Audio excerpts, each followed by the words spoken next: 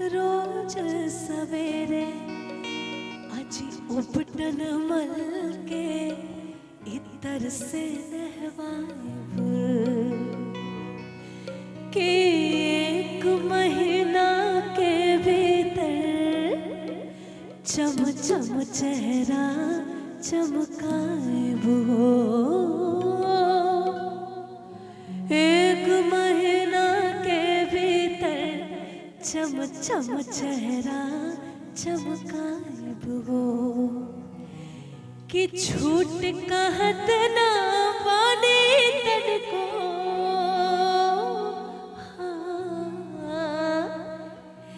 कि झूठ कहत ना पानी तनको आज मौका एगो देहु ना हे पहुना गे मिथिले में रहूना कि जौने सुखबा ससुरारे में तौने सुखबा कहूना ए पहुना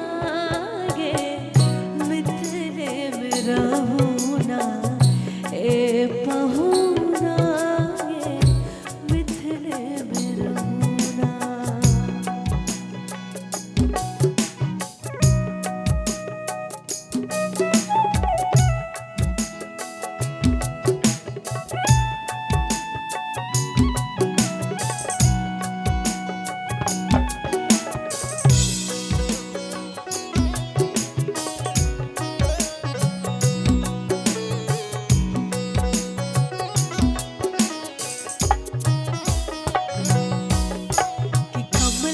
विमला दूध मते में झिझरी खूब खिलाइब